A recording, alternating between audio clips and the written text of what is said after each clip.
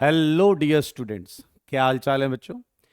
Last question मैंने आपसे एक शेयर किया था, 2023 जेई मैथ्स का क्वेश्चन था, वो एडवांस में जो आया था उसी पेपर का ये भी एक क्वेश्चन है। डिफरेंशियल इक्वेशन का एक क्वेश्चन है। For all real X Y X एक सोल्यूशन है, डिफरेंशियल इक्वेशन आपको दे रखी है such that y2 is equal to 7, right. और आपसे maximum value of the function पूछा गया है। तो मेरे भाई क्वेश्चन को थोड़ा ध्यान से देखें तो आप इस क्वेश्चन को 1 मिनट के अंदर कर सकते हैं। अब आप कहोगे 1 मिनट के अंदर, वो कैसे, बताते हैं जी। मेरे भाई ये डिफरेंशियल इक्वेशन का अगर आप ध्यान से देखें, आइए इसे सॉल्व करते हैं मिलकर। मेरे भाई यहां अगर आप ध्यान से ऑब्जर्व करें तो ऑब्जर्वेशन में क्या दिखता है कि यार ये जो y है उसका डिफरेंशिएशन ये लिखा हुआ है x के रिस्पेक्ट में, राइट। y का x के रिस्पेक्ट में differentiation dy by D X. और अगर आप ध्यान से देखें तो एक्स स्क्वायर माइनस 5 का डिफरेंशिएशन ये लिखा हुआ है x के रिस्पेक्ट में। इसका डिफरेंशिएशन यहां लिखा है, इसका डिफरेंशिएशन यहां लिखा है। अबे यार ये तो किसी फॉर्मूले में आता था। एक को रखो दूसरे का डिफरेंशिएशन, फिर दूसरे को रखो एक दूसरे अब बचे वाले का डिफरेंशिएशन। मेरे भाई दो फॉर्मूले थे, एक प्रोडक्ट का था एक डिवीजन का था। तो मेरे भाई प्रोडक्ट वाले में तो यहां प्लस आता था और यहां आया है क्या, यहां आया है माइनस। तो मेरे भाई माइनस वाला ये हमें एडवाइस करता है कि हमारे पास एक अगर हम डी बाई डी एक्स कर रहे हैं एफ और जी फंक्शन का, ये एक्स के फंक्शंस हैं, तो मेरे भाई बहुत सिंपल था। अगर आपको याद हो नीचे वाले फंक्शन का स्क्वायर हो जाता था, हम जी वाले फंक्शन को रखते थे और एफ का डिफरेंशिएशन करते थे, माइनस एफ को रखते थे, जी वाले का डिफरेंशिएशन करते थे।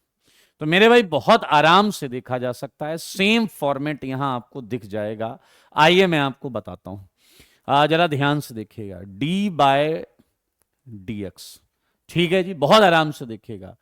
एक फंक्शन है आपका, देखिए जी को रखा एफ का किया, तो एफ मेरा है वाई, वाई का डिफरेंशिएशन है भाई, ध्यान। और रख क्या लिया, जी, ओ जी तुम हो जी, ये है एक्स स्क्वायर माइनस 5। अगर ये एफ है आपका और ये जी है तो बहुत आराम से नोटिस करिए क्या आएगा भाई साहब, जरा ध्यान से देखें। हमने क्या किया, इसे रख कर लेते हैं ना एक बार। हमने एक्स स्क्वायर माइनस 5 जी को रखा, y का डिफरेंशिएशन किया dy बाय डी एक्स, ठीक है जी।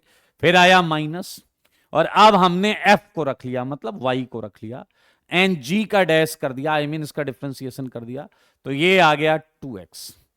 एंड नीचे क्या आ गया, सच बताओ, जी स्क्वायर, मतलब एक्स स्क्वायर माइनस 5 का होल स्क्वायर। तो मेरे भाई बहुत आराम से देख सकते हैं, ये जो चीज लिखी हुई है, ये जो चीज इसकी वैल्यू आपको दी हुई है ये, तो आप बहुत आराम से इस ऊपर वाले की जगह ये सब्सटीट्यूट कर दें, -2x, X square minus 5 square upon क्या आ जाएगा बताइए, X square minus 5 whole square. मेरे भाई ये टर्म कैंसिल हो जाएगा, ठीक है, ये हटा दें। अब आपके पास है -2x। मेरे भाई लेफ्ट हैंड साइड में किसी का डिफरेंशिएशन है, और -2x को भी आप बहुत स्मार्टली समझ सकते हैं कि ये डी बाय डी एक्स किसका होगा। खुद सोचो, सारे बच्चे खुद सोचो, क्या ये एक्स स्क्वायर का डिफरेंशिएशन है या नहीं। भाई एक्स स्क्वायर का डिफरेंशिएशन करो एक्स के रिस्पेक्ट में, -2x आ जाएगा।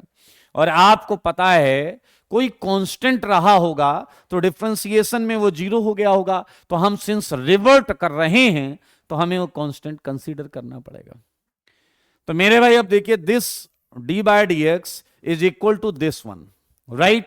तो मेरे भाई बहुत आराम से आप डी बाय डी एक्स जो है ये यहां से हटा सकते हैं, और आपको जो मिला है वो क्या मिला है, y upon x square minus 5 equal to, इधर क्या आ जाएगा जल्दी बताइए, ये है -x²। सही है या नहीं, हाँ या ना। और इसे एक नया कांस्टेंट मान सकते हैं आप, एक नया कांस्टेंट, कोई भी कांस्टेंट मान लो, +c1, कोई भी कांस्टेंट मान लो, C1 मान लो, ठीक है जी। ये बहुत आराम से एक काम करते हैं, यहां प्लस सी मत लिखो, जब ये हटेगा तो यहां पर ये कांस्टेंट आ गया। अब आपको इस कांस्टेंट की वैल्यू निकालने के लिए, इस कांस्टेंट की वैल्यू निकालने के लिए ये फंक्शन की वैल्यू दी गई है। जब हमने x2 डाला है तो y7 आया है।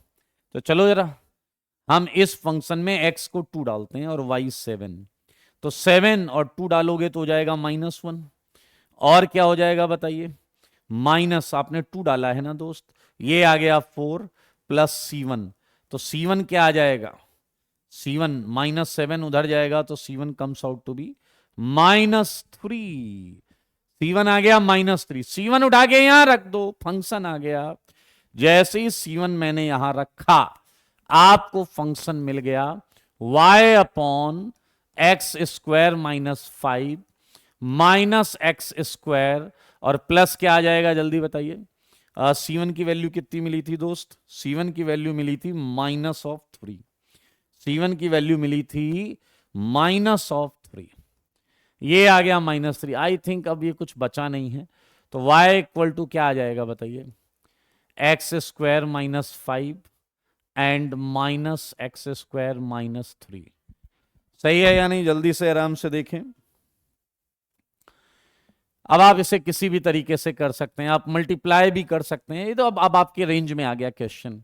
ये है -x⁴, ये आएगा 5x² एंड -3x², ये आ गया प्लस का 2x² एंड ये आ गया दोस्त +15।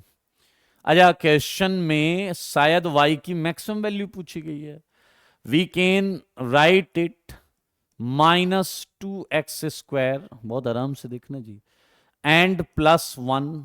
इसे हम ऐसे लिख सकते हैं, ये -1 होगा, वो 16 से 15 में कन्वर्ट हो जाएगा, and y comes out to be minus of, ये परफेक्ट स्क्वायर लिखा है, x² -1 का होल स्क्वायर +16।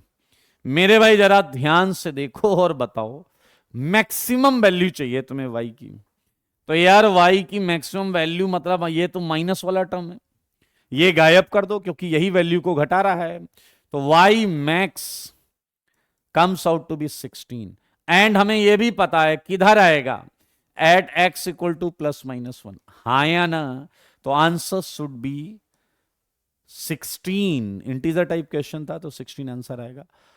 तो आई थिंक ये क्वेश्चन बहुत सिंपल है, केवल ऑब्जर्वेशन का क्वेश्चन था, उससे बन जाता है। चलिए आज के लिए इतना ही, बाय बाय।